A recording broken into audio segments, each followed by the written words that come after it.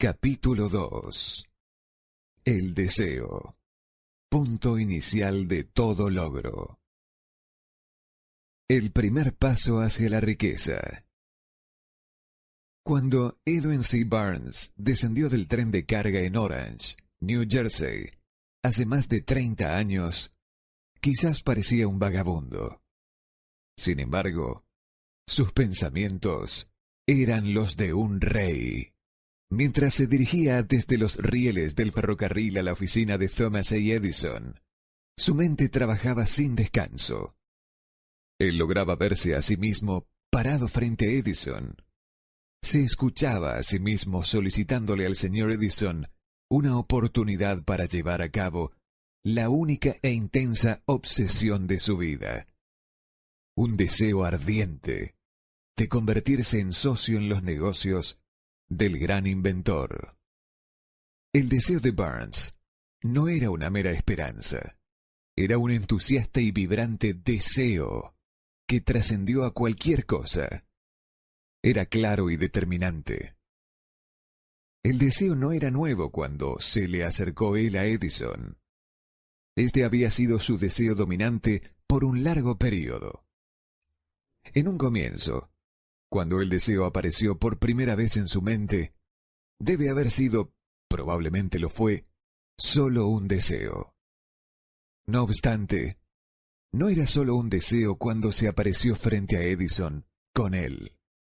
Algunos años después, Edwin C. Burns estuvo parado nuevamente frente a Edison, en la misma oficina donde por primera vez conoció al inventor. Esta vez su deseo se había convertido en realidad. Ya era socio de Edison. El sueño dominante de su vida se había hecho realidad. Hoy, personas que conocen a Burns lo envidian debido al quiebre que produjo en su vida. Ellos lo ven en sus días de gloria, sin tomarse la molestia de investigar las causas de su éxito. Burns tuvo éxito porque eligió un objetivo claro. Puso toda su energía, todo el poder de su voluntad y toda su energía en pos de dicho objetivo. No se convirtió en socio de Edison el día en que llegó. Se contentó con partir en el más humilde trabajo, en la medida en que éste le proveyese la oportunidad de tomar inclusive un solo paso hacia su anhelado fin. Pasaron 5 años antes de que la ocasión que estaba buscando hiciera su aparición. A lo largo de dichos años, no hubo ni siquiera un rayo de esperanza. Ni una sola promesa de lograr su deseo se le había presentado. Para cualquiera, excepto para él, parecía solamente otro rodamiento en la rueda de los negocios de Edison. Pero, en su propia mente, él era el socio de Edison en todo momento, desde el primer día en que fue a trabajar ahí por primera vez. Es una ejemplificación notable del poder de un deseo claro. Burns logró su meta porque anhelaba ser socio del señor Edison más que cualquier otra cosa. Creó un plan con el cual lograr dicho propósito. Y muy importante, quemó todos los puentes tras él. Mantuvo su deseo hasta que se convirtió en la obsesión dominante en su vida y posteriormente un hecho. Cuando fue a Orange, no se dijo a sí mismo: voy a tratar de convencer a Edison para que me dé algún tipo de trabajo, el que sea. Él dijo: veré a Edison y le avisaré que he venido a ser su socio. Él no dijo: voy a trabajar ahí por unos pocos meses, y si es que no tengo estímulos, renunciaré y buscaré un empleo en otro lado. Él dijo: partiré donde sea. Haré lo que Edison me diga, y antes de que me dé cuenta, me convertiré en su socio. Él no dijo: voy a mantener mis ojos abiertos a otra oportunidad, en caso de que falle en obtener lo que quiero en la empresa de Edison. Él dijo: Hay tan solo una cosa en este mundo que estoy determinado a obtener, y es una asociación con Thomas A. Edison. Voy a quemar todos los puentes tras de mí y arriesgar todo mi futuro en mi capacidad para alcanzar lo que busco. Él no dejó posibilidad alguna para retroceder. Tenía dos posibilidades: vencer o perecer. Esa es toda la historia del éxito de Barnes. Hace mucho tiempo, un gran guerrero enfrentó una situación en la cual tuvo que tomar una decisión que aseguró su éxito en el campo de batalla. Estaba a punto de enviar su ejército para enfrentar a un poderoso contrincante que tenía muchos soldados de los que él contaba. Subió a sus soldados en botes, desembarcó en el país enemigo, bajó a su soldado y su equipamiento, y posteriormente dio la orden de quemar los botes que los habían traído.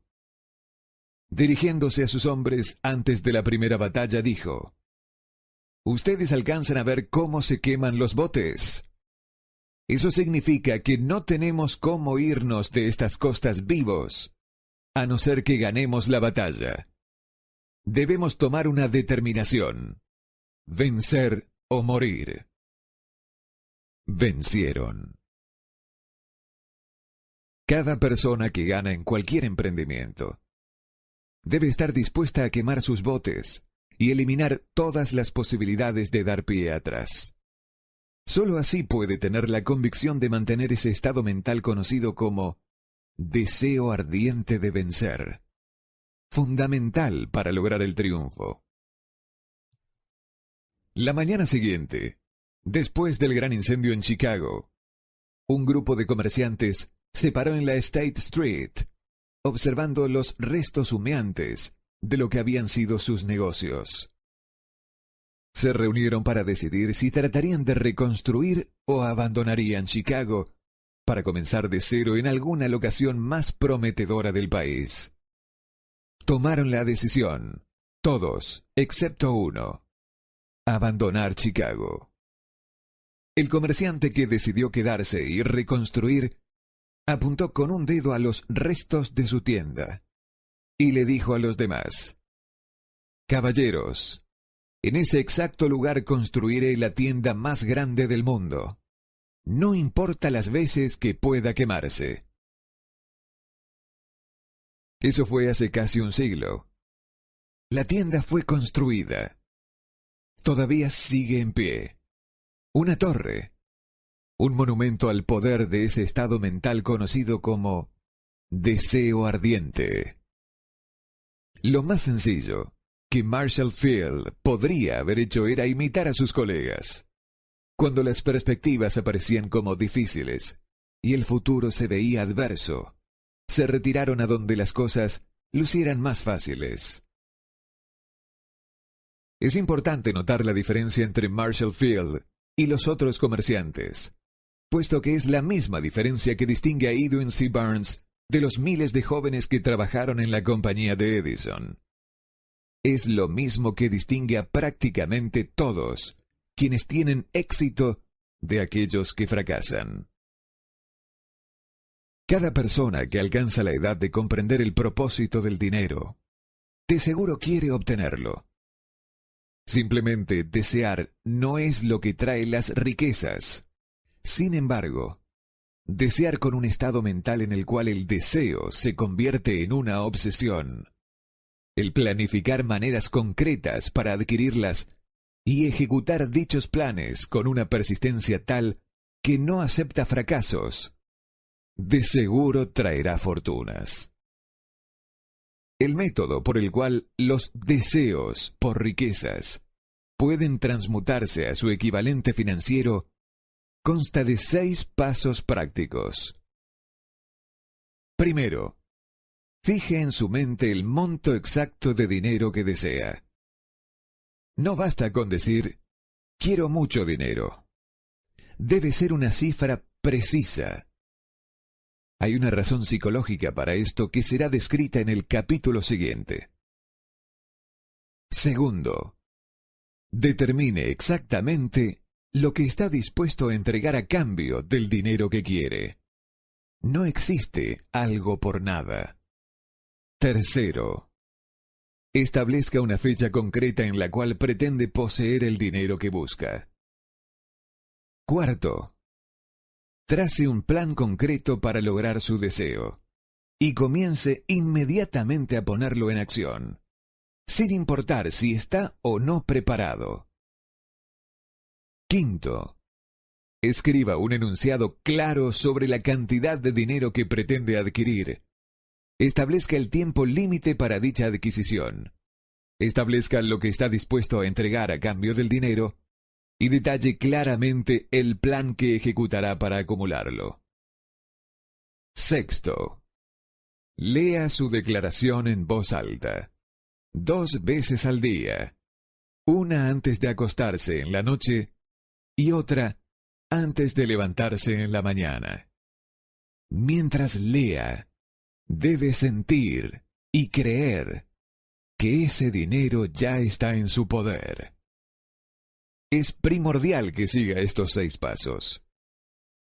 Deténgase especialmente en seguir las instrucciones del paso 6. Usted podría alegar que se le hace imposible verse en posesión del dinero antes de realmente tenerlo. Aquí es donde un deseo ardiente lo ayudará.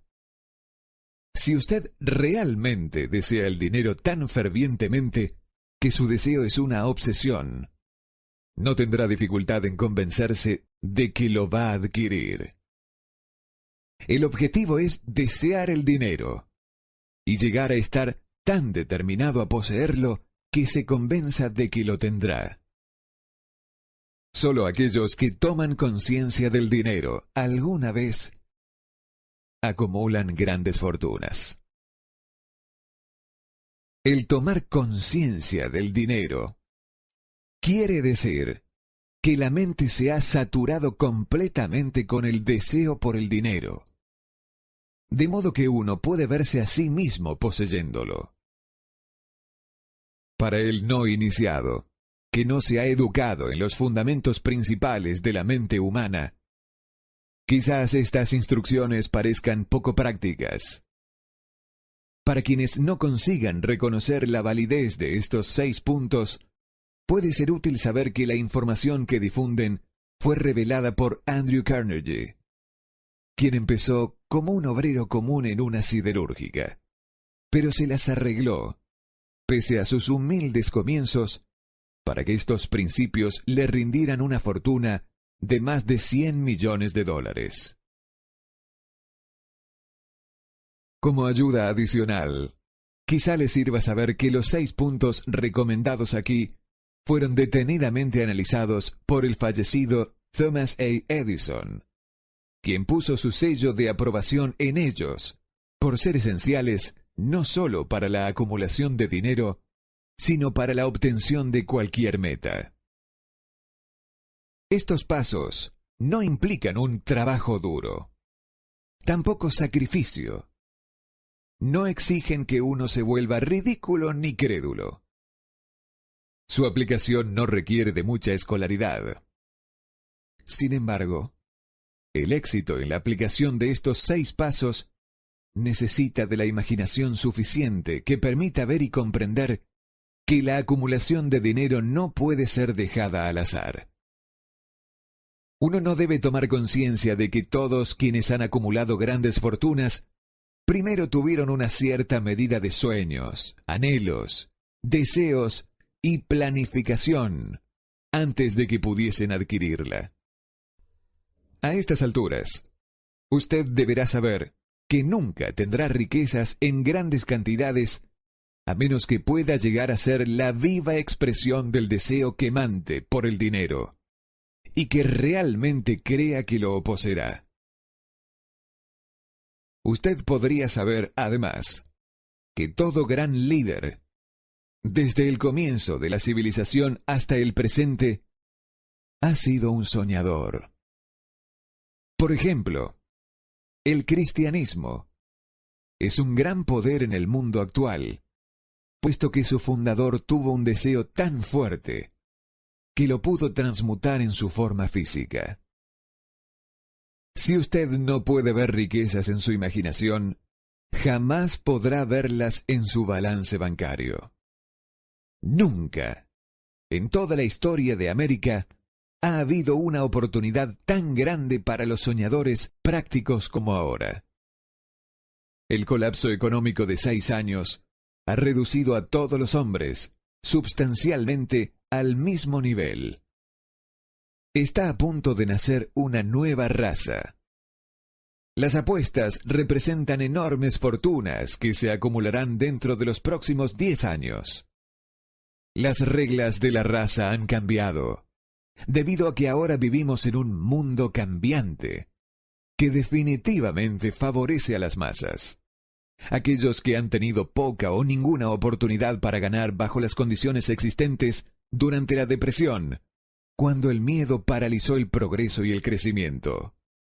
A nosotros, que nos encontramos en esta carrera por la obtención de riquezas, debería motivarnos el hecho de que este cambiado mundo en el cual vivimos demanda nuevas ideas, nuevas maneras de hacer las cosas, nuevos liderazgos, nuevos inventos, nuevos métodos para enseñar, nuevos métodos de mercadeo, nuevos libros, nueva literatura, nuevos programas de radio, nuevas ideas para películas. Tras toda esta demanda de nuevas y mejores cosas, existe una cualidad que se debe poseer para triunfar, y esta es la certeza del propósito. El conocimiento de lo que uno quiere y el deseo ardiente de poseerlo. La depresión financiera marcó la muerte de una era y el nacimiento de otra. Este mundo cambiante necesita soñadores prácticos que pongan sus sueños en acción. Los soñadores prácticos siempre han sido y siempre serán los modeladores de la civilización.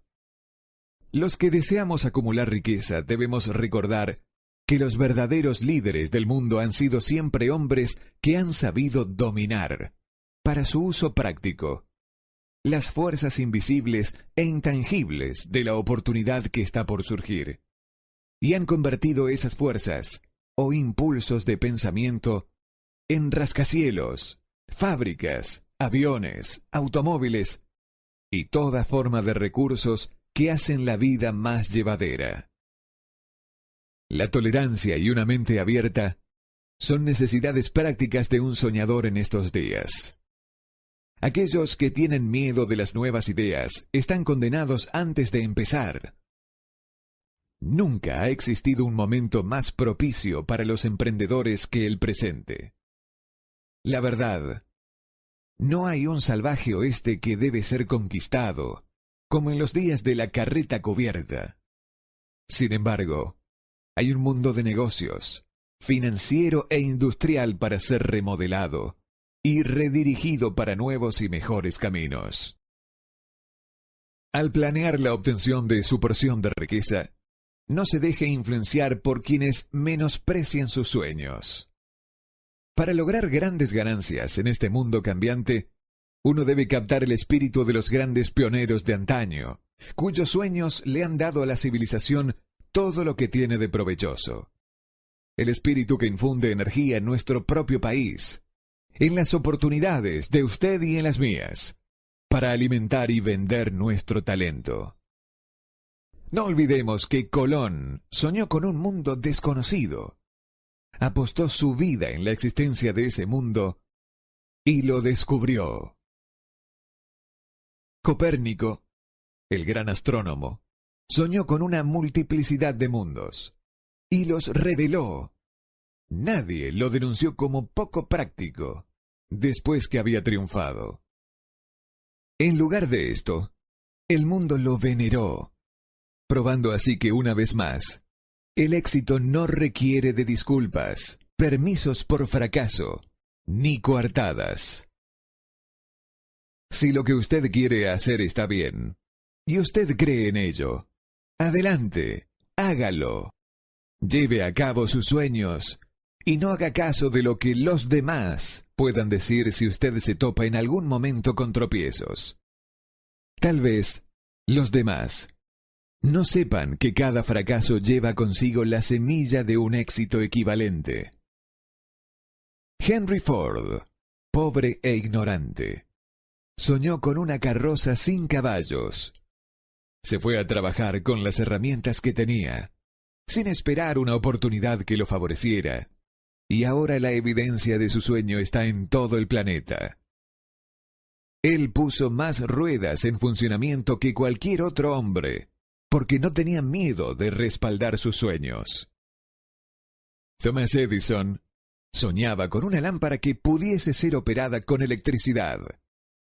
Empezó donde estaba parado y puso su sueño en acción. A pesar de más de 10.000 fallas, perseveró en su sueño hasta que lo convirtió en una realidad física. Los soñadores prácticos no claudican. Whelan soñaba con una cadena de tiendas de cigarros.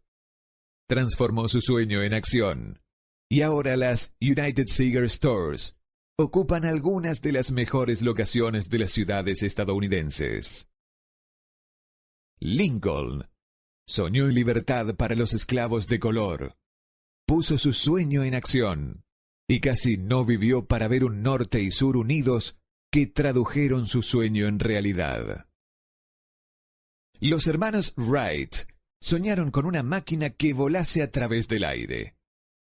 Hoy en día podemos ver la evidencia por todas partes de que sus sueños se han cumplido. Marconi soñaba con un sistema para dominar las intangibles fuerzas del éter. Las pruebas de que no soñaba en vano podemos encontrarlas en cada aparato de radio que existe en el mundo. Quizá le interese saber que los amigos de Marconi lo pusieron bajo custodia y fue examinado en un hospital para psicópatas cuando anunció que había descubierto un principio mediante el cual podría enviar mensajes a través del aire, sin la ayuda de cables ni algún otro medio físico de comunicación. A los soñadores de hoy en día les va mejor. El mundo está lleno de una abundancia de oportunidades que los soñadores del pasado jamás conocieron. Un deseo ardiente de ser y de hacer es el punto inicial desde el cual el soñador debe lanzarse. Los sueños no están hechos de apatía, pereza, ni falta de ambición. El mundo ya no se burla del soñador, ni los llama utópicos. Si piensa que sí lo son, viaje a Tennessee y sea testigo de lo que un presidente soñador ha hecho en la forma de aprovechar y usar el gran poder del agua de América. Muchos años atrás, un sueño como este podría haber parecido una chifladura. Usted se ha desilusionado, ha sido derrotado durante la depresión, ha sentido que su gran corazón se ha roto hasta sangrar. Tenga coraje, ya que estas experiencias han dispuesto el metal espiritual del cual usted está hecho. Estos son recursos invaluables. Recuerde, además, que todos quienes consiguieron el éxito en la vida tuvieron un mal comienzo y pasaron muchas dificultades antes de que pudiesen llegar. El cambio en la vida de la gente exitosa suele surgir en el momento de alguna crisis, a través de la cual les es develado su otro yo. John Bynon escribió Pilgrim's Progress, que se cuenta entre lo mejor de la literatura inglesa, después de haber estado confinado en prisión y haber sido fuertemente castigado a causa de sus ideas sobre la religión. D. Henry descubrió el genio que dormía en su interior después de haber conocido terribles infortunios y estar encarcelado en Columbus, Ohio. Forzado, a través de la desgracia, a conocer a su otro yo y a usar su imaginación, descubrió que era un gran autor en vez de un criminal indigno. Los caminos de vida son extraños y variados, y extrañas también son las formas de infinita inteligencia, a través de las cuales Los hombres son algunas veces forzados a pasar por todo tipo de puniciones antes de descubrir sus propios cerebros y su propia capacidad para crear ideas útiles a través de la imaginación. Edison, el mayor inventor y científico del mundo, fue un operador de telégrafo vago. Él falló innumerables veces antes que fue impulsado, posteriormente, hacia el descubrimiento del genio que dormía dentro de su cerebro. Charles Dickens empezó pegando etiquetas en latas de betún. La tragedia de su primer amor penetró las profundidades de su alma, para convertirlo en uno de los más grandiosos autores del planeta. Esa tragedia produjo, primero, David Copperfield, y luego, una sucesión de obras que entregan un mundo mejor y más rico a todo el que lee sus libros. La desilusión por amor generalmente tiene el efecto de llevar al hombre a tomar y a la mujer a la ruina. Esto debido a que la mayoría de las personas nunca asimilaron el arte de transformar sus más fuertes emociones en sueños de naturaleza constructiva. Helen Keller se quedó sorda, muda y ciega después de nacer. Pese a su terrible adversidad, ha escrito su nombre con letras indelebles en las páginas de la historia de los grandes. La totalidad de su vida es una evidencia de que nadie está vencido hasta que la derrota es aceptada como una realidad. Robert Burns era un campesino analfabeto. Sufrió la maldición de la pobreza y creció para ser un borracho. El mundo fue mejor gracias a su vida, porque vistió de prendas hermosas sus pensamientos poéticos y, por tanto, arrancó un espino para plantar un rosal en su lugar. Booker T. Washington nació en la esclavitud, discapacitado por raza y color. Debido a que él era tolerante, tenía una mente abierta en todo momento y era un soñador. Dejó su impresión de humanidad en toda una raza. Beethoven era sordo y Milton ciego, pero sus nombres perdurarán en el tiempo, porque soñaron y tradujeron sus sueños en ideas constituidas. Antes de pasar al siguiente capítulo, encienda nuevamente en su mente el fuego de la esperanza, fe, coraje y tolerancia. Si tiene estos estados de mente y un conocimiento de trabajo de los principios explicados, todo lo otro que usted necesita vendrá a usted, cuando usted esté listo para ello. Deje a Emerson afirmar el pensamiento en estas palabras. Cada proverbio, cada libro, refrán que te pertenece para la ayuda y confort, seguramente vendrá a casa a través de pasajes abiertos. Cada amigo que no tiene un deseo fantástico, sino que una gran y tierna alma en su súplica, se deberá encerrar en su aceptación. Existe una diferencia entre desear algo y estar listo para recibirlo. Nadie está listo para algo hasta que cree fehacientemente que lo puede conquistar. El estado mental debe ser de creencia absoluta, no simplemente esperanza o anhelo. Tener apertura de mente es esencial para tener creencia total. Las mentes cerradas no inspiran fe, ni coraje, ni creencia absoluta. Recuerde, no se requiere más esfuerzo para apuntar alto en la vida, para reclamar abundancia y prosperidad, del que hace falta para aceptar la miseria y la escasez. Un gran poeta ha expresado acertadamente esta verdad universal en unas pocas líneas. Negocié 1 centavo a la vida, y la vida no me dio más. Por mucho que le imploré a la noche, cuando contaba mis escasos bienes, porque la vida es un amo justo, que te da lo que le pides, pero cuando has fijado el precio, debes aguantar la faena. Trabajé por un salario de jornalero, solo para descubrir, perplejo, que cualquier paga que hubiera pedido a la vida, ésta me la hubiese pagado de buen grado.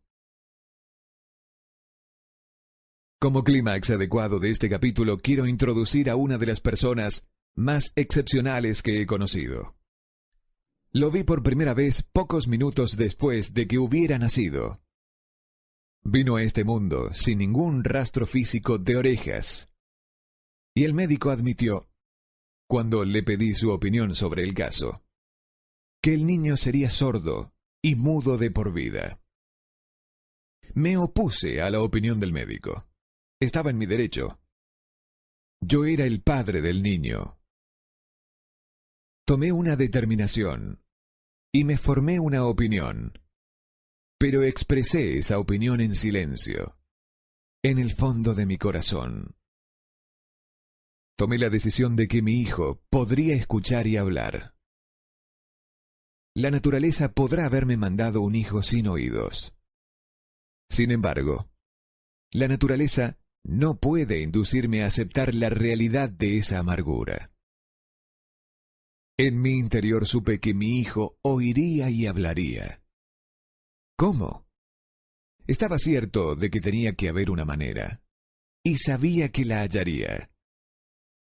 Pensé en las palabras del inmortal Emerson. El curso de las cosas acontece para enseñarnos la fe. Solo necesitamos poner atención. Hay indicadores, claves, para cada uno de nosotros. Y si escuchamos con humildad, oiremos la palabra justa.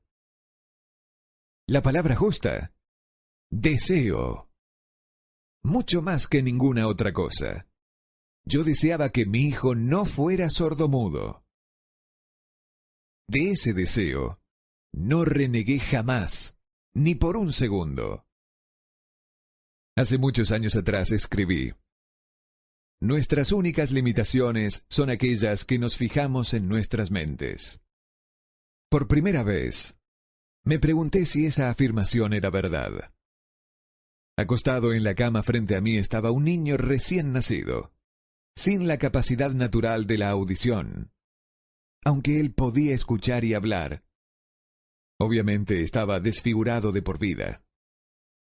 Seguramente esta era una limitación que el niño no se había fijado en su mente. ¿Qué podía hacer?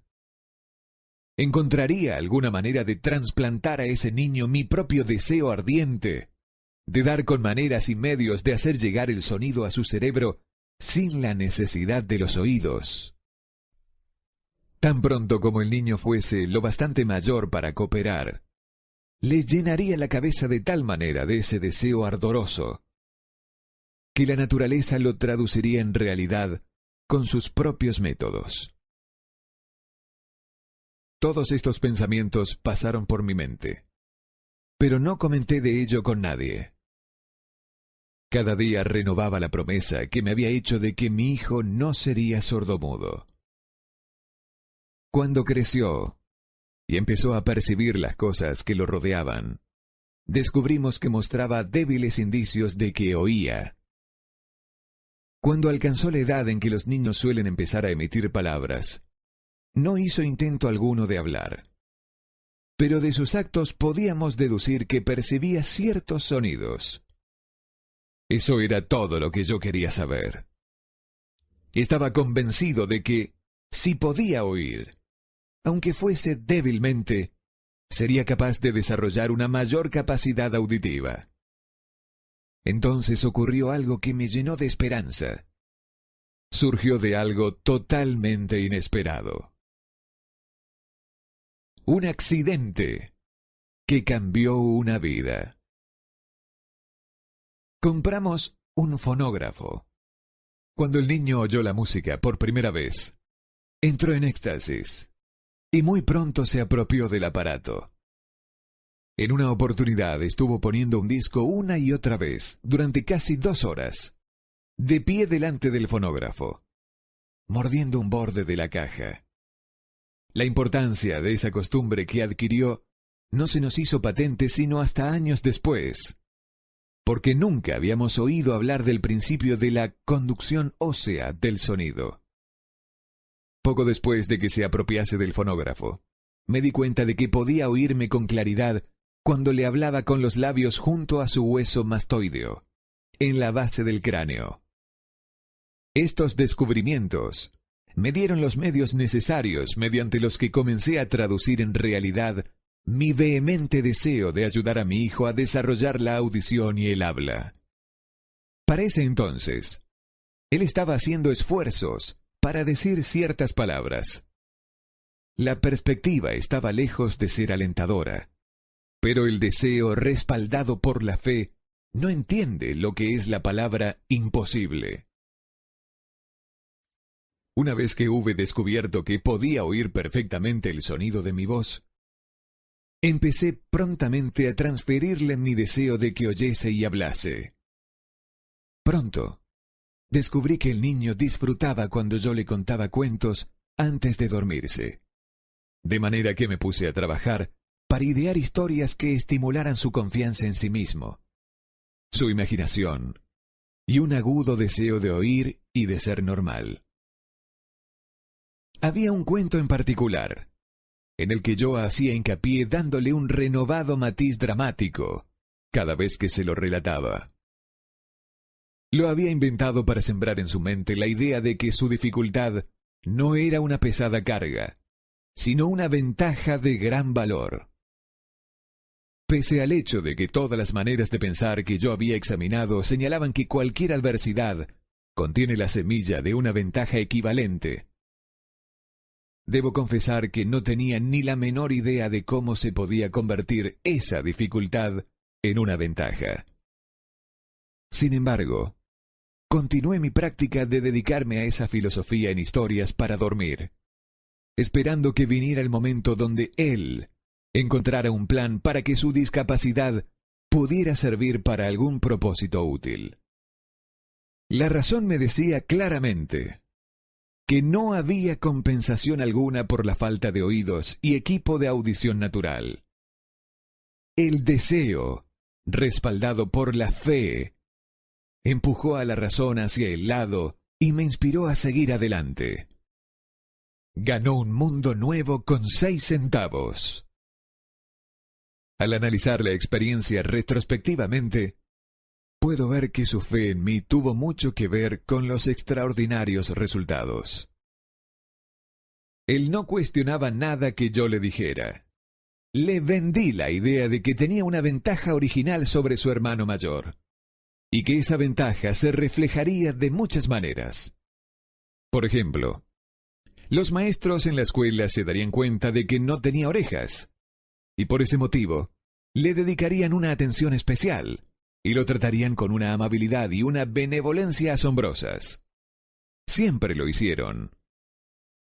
También le vendí la idea de que cuando fuese lo suficientemente mayor para vender periódicos, su hermano mayor era ya vendedor de periódicos, tendría una gran ventaja sobre éste, porque la gente le pagaría más por su mercancía, debido a que verían que era un niño brillante y emprendedor pese al hecho de carecer de orejas. Cuando tenía unos 7 años, mostró la primera prueba de que nuestro método de apoyo rendía sus frutos. Durante varios meses, imploró el privilegio de vender periódicos, pero su madre no le daba el consentimiento. Entonces, se ocupó por su cuenta del asunto.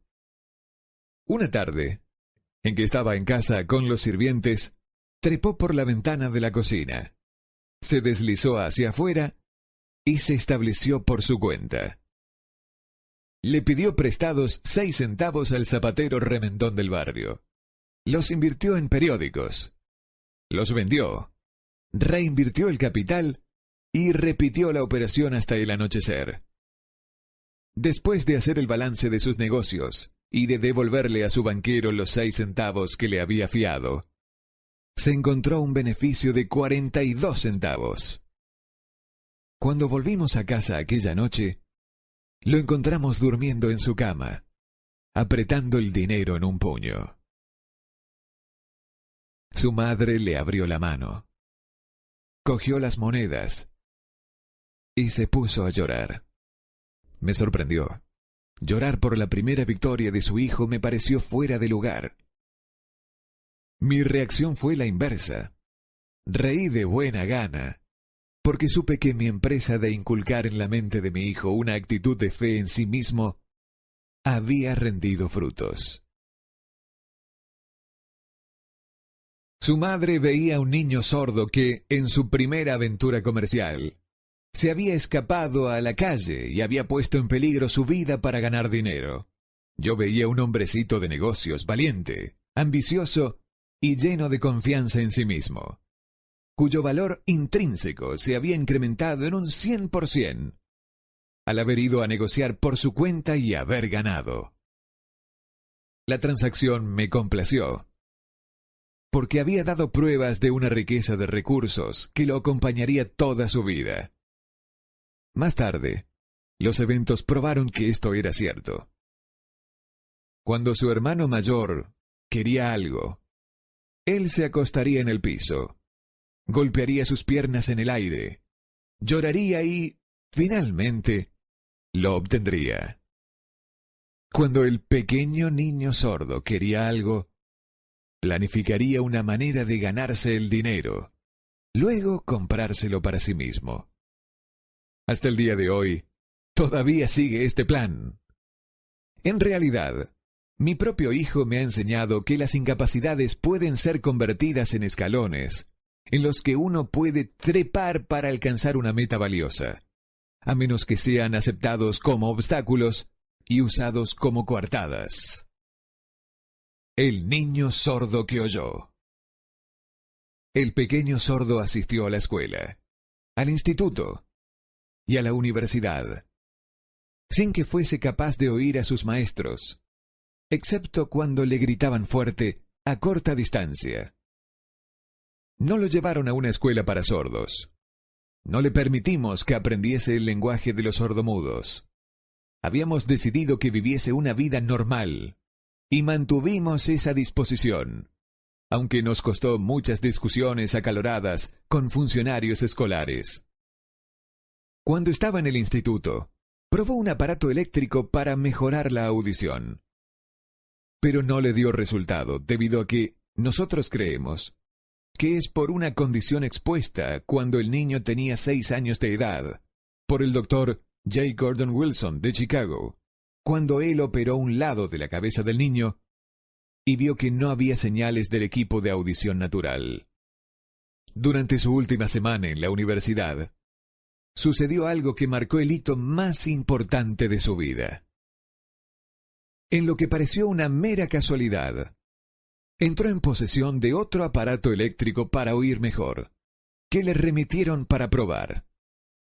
Estuvo indeciso en probar el aparato, debido a su decepción con otro similar.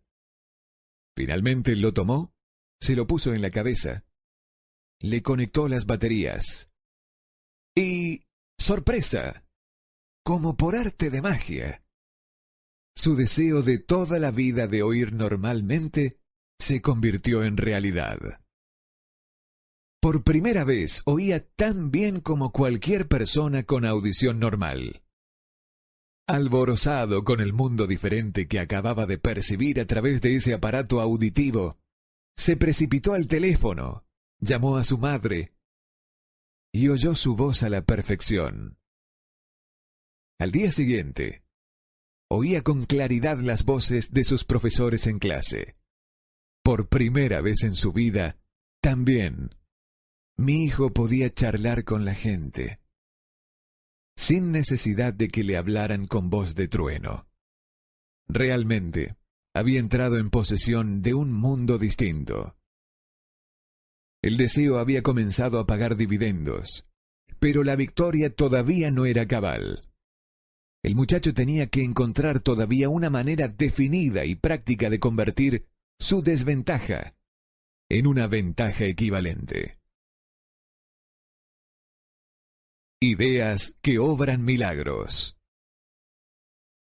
Sin apenas darse cuenta de la importancia de lo que acababa de obtener, pero extasiado con la satisfacción del descubrimiento de ese mundo de sonidos, escribió una entusiasta carta al fabricante del audífono, relatándole su experiencia. Algo en ella hizo que la compañía lo invitase a Nueva York.